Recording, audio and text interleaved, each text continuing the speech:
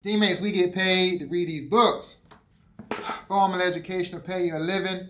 Self-education will pay you a fortune. This is our Thank God I Didn't Quit series. We got a vision to get 1,000 men reading a new book every month. 1,000. Self-development, leadership, coaching, sales, management, winning, mindset. We're going to change the world with this, teammates, because we're going to get 1,000 people thinking different. Let's get into this. Daymond John, The Power of Broke. This is, I'm kind of getting almost to the end. He is in here. He's talking about Mosiah,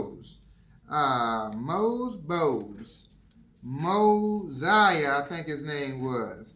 Mosiah, I think I remember seeing him. Mosiah Bridges and his mama Tramika. Ooh, they sound like one of my cousins over there in Enfield somewhere.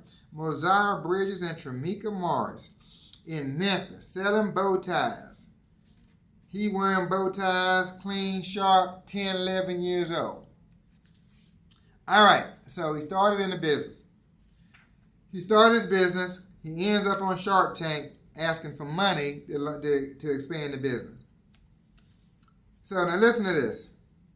So he on Shark Tank. Mose, he 10-year-old clean-cut young black kid. Attractive, great energy. Everybody loves him. Listen to this.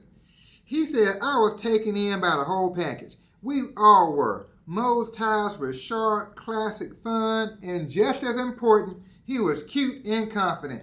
He even came out and said he was in the NBT, the next big thing, which just about blew me away. I mean, for a little kid to talk in such big, bold strokes, it was a public relations dream. Ooh, I love that. Teammates, you got to have some confidence. Talk about where you're going. We moved to Houston, Texas.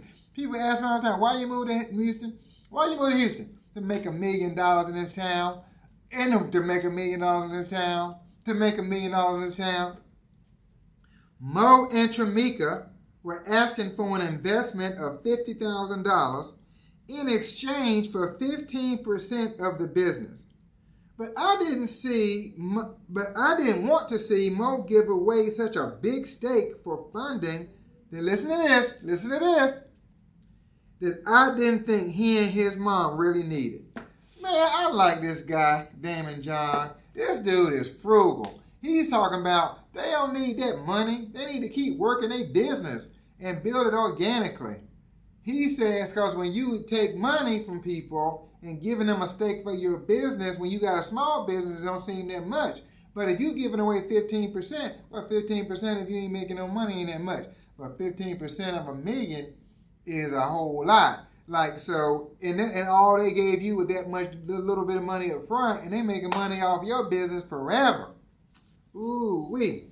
So I like it. He was like, man, y'all don't need that money. Teammates, I know so many people, they are consumed by a lack of money. Like, the lack of money and fear and doubt just crushes their creativity. You got to push through that. It's not the money. It's your creativity. It's your drive. It's your activity that's going to determine the results you get.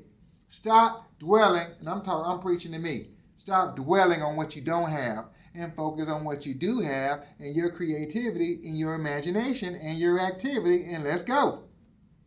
Now, then he goes on. So now, Daymond is like telling Mo and his mom, Tramika, y'all don't need this money. Y'all just need to go back to keep working your business. Don't sell no stake in your business. But Kevin O'Leary on the show, Kevin is like, ooh, wait, he's seeing dollar signs. He's seeing this little kitty thinking, cha-ching, cha-ching, cha-ching. So he figuring out how he can make some money off of this. So Kevin says, I'll tell you what. They was asking for $50,000 or 15% stake. Kevin said, I'll tell you what. I give you the $50,000 and I want $3 for every tie you sell. And so they sitting there thinking like, what? Listen to this. Kevin kept pressing. And I could see that Mo and his mom were tempted to take his money. I could understand the temptation. Of course, $50,000 is a lot of money, just like $10,000 was a lot of money back in the day. He's talking about somebody tried to buy 40% of his FUBU business for $10,000. That's crazy. And he said he almost took it. And there was enough of a profit margin in the way Mo and Tramika had priced their tires that they could tell themselves they could afford to pay out $3 each time they made a sale.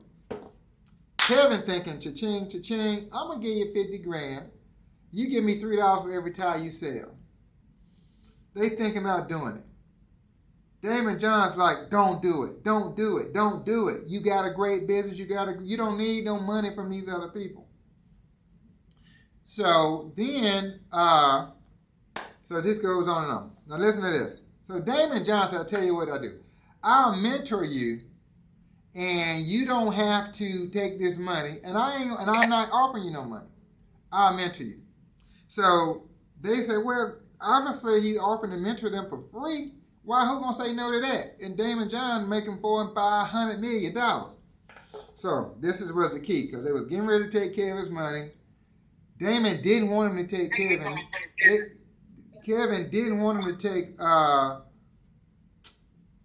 didn't want him to take Kevin's money. So listen to this.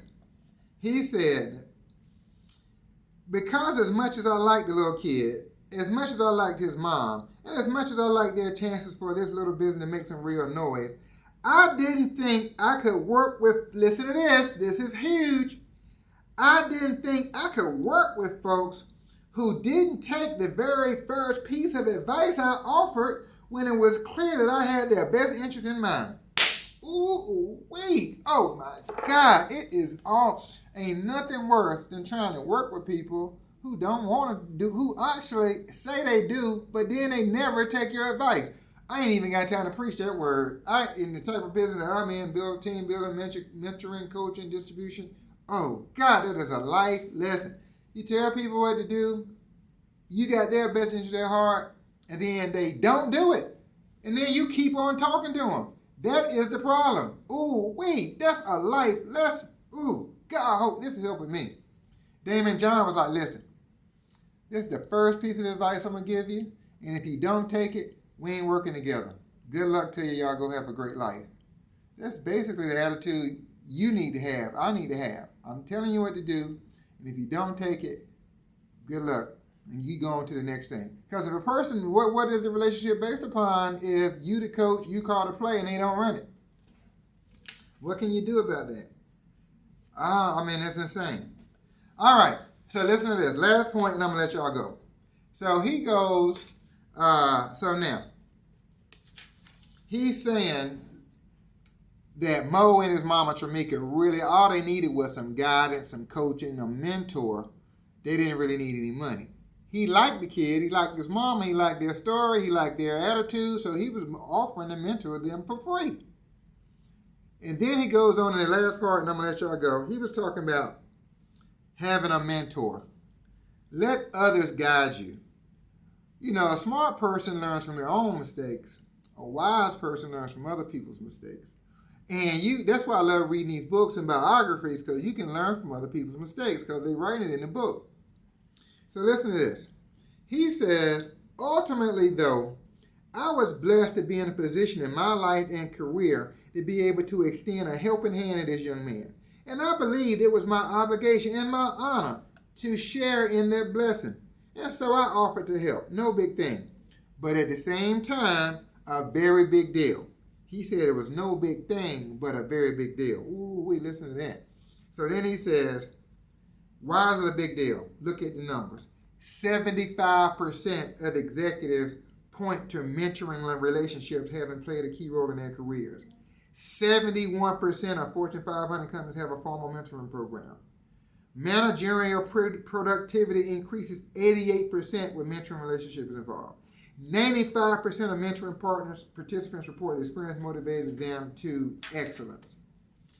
Every entrepreneur needs a mentor. Don't believe me? Check out these findings. And they're going through a survey. As long as I'm on it, this is why I organize what I call game-changer meetings in my office whenever I can fit into my schedule. Then he goes on and on and on and on, and he's talking about mentoring. Teammates, I have been blessed. I'm telling you, I have been blessed. One, my coach was always very successful, so he laid a great example for me to follow. Number two, I was humble enough to actually do my best to run the play that he called. Hope that helps you guys. We'll run this play again next week.